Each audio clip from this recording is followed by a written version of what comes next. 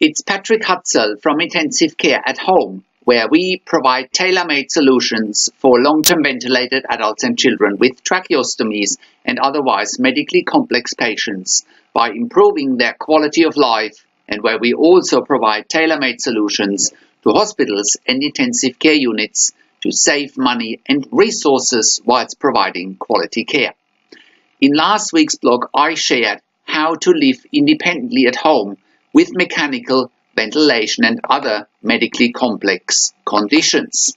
You can check out last week's episode by clicking on the link below this video. In this week's blog, I want to share an article from India, where intensive care at home is also a growing area.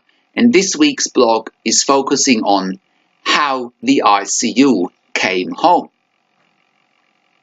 The article that I'm about to share describes how ICU at home, or how we call it intensive care at home services, are delivering much needed services in India as well.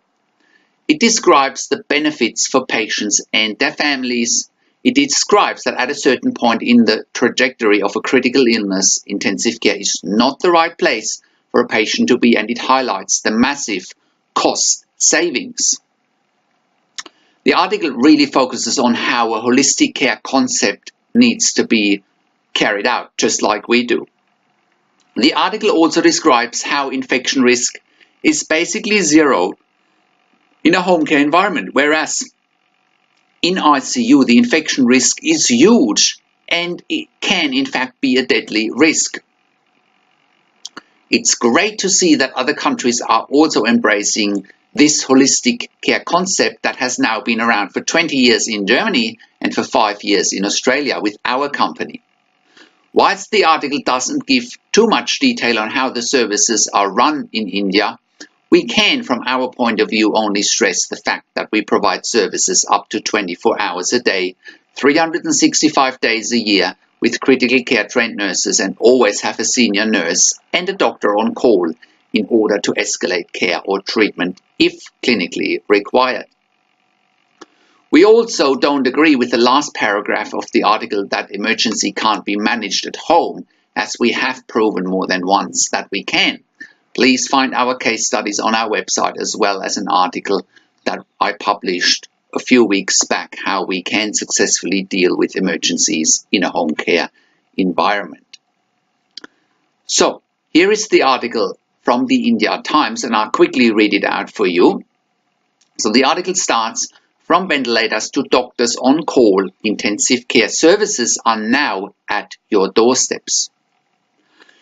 On January the 2nd, 77-year-old D.C. Gambier slipped in his bathroom and lost consciousness. After spending 2 months in a Faridabad hospital, Gambier now lies comatose in the guest room of his home, which has been converted into a makeshift ICU. His medical bed is surrounded by a vacuum suction machine, an oxygen cylinder, a cardiac monitor, and other life-saving equipment. Although his condition has not improved, his son, Vikas, says that taking care of him at home with services of critical care unified was easier and safer after his vital parameters stabilized. When he was in the ICU, he got really bad bed sores. ICU staff were not able to provide personalized care to every patient, and the problem is compounded if the patient is not able to communicate. If you keep a patient in the ICU beyond a certain point, then the fight is against hospital-acquired infections rather than the original problem, says Vikas.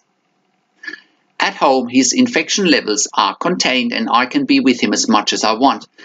In the hospital, I could meet him only for 15 minutes twice a day. Mentally, I'm at ease now. An ICU visit can be traumatic for patients as well as their attendants. Now, companies like Philips, Dabur, and some startups are offering the option at home. Philips Healthcare at Home India launched ICU at Home service last year in Delhi and is currently looking after 10 to 25 patients, says Richa Singh, business leader Philips. With an aging population, awareness and higher incidence of nuclear families, there is a huge demand for critical care at home, says Singh. Dr. Tukral, COO Healthcare at Home, adds, people are now realizing that it's possible to treat critical care patients at home with services at par with hospitals. Cost is one of the main reasons why people are opting for home ICU services. An ICU stay in a private hospital can cost anywhere between 30,000 and 50,000 rupees per day. At home, the cost comes down to 7,000 to 12,000 rupees per day, says Rajiv Mathur, CEO of Critical Care Unified, a health startup that began operations in Delhi in December 2016. It has serviced to 633 patients so far and recently launched in Mumbai. In the past 5 years, India's home healthcare market has become more organized. Going beyond physiotherapy and rehabilitation, home healthcare services now include critical and palliative care. In September last year, 78-year-old Satish Kumar Mathur suffered respiratory failure.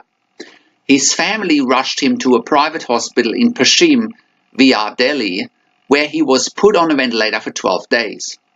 Once his condition improved, he was taken home. He was still critical. He needed oxygen and couldn't sit on his own. We hired home ICU services from Philips to take care of him. Now he can walk with support and he hasn't used an oxygen mask in the past 25 days or so, says Navneet Mathur, his son-in-law. Vipin Pathak, CEO of Care24, a healthcare startup, says 30% of his revenue comes from critical care patients. There is shortage of 7 hospital beds in India, and the quickest, quality-assured, safe way to address this shortfall is to convert home beds into hospital beds, he says.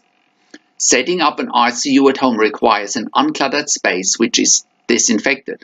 Power backup and stabilizers are put in place for 24/7 power. We shift the patient home only after the hospital give us a go-ahead, says Mathur of Critical Care Unified. ICU on rent may find ready users, but doctors suggest caution. While ICU on rent may find ready users, doctors suggest caution. Dr. De Silva, Director Medical Affairs and Critical Care, Asian Heart Institute, Mumbai, says the home ICU is a misnomer and a money-making racket. You cannot replicate ICU care at home. An ICU is a place where everything is available under one roof and care is provided by highly trained people who can detect problems and treat them. What will you do if there's an emergency at home? These companies provide doctors from allied fields. You can't trust them with medical complications, he warns. Now, this is where the article finished, and as I said in the beginning, we can definitely treat emergencies at home, and we have shown so. So many doctors and many nurses in intensive care, if they haven't worked with intensive care at home, they simply don't know how the environment works, and they simply don't know what they don't know. I can only invite everybody who wants to know more about intensive care at home to come to us, take a visit, and let us explain to you how it works and why it is a safe option. So if you want to find out how we can help you to get your loved one out of intensive care, including palliative care or long-term acute care, or also out of a nursing home, or if you find that you have insufficient support for your loved one at home on a ventilator, or if you want to know how to get funding for our service, or if you have any questions, please send me an email to patrick@intensivecareathome.com. That's Patrick just with a K at the end, or call me on one of the numbers on the top of the website. Also, have a look at our careers section.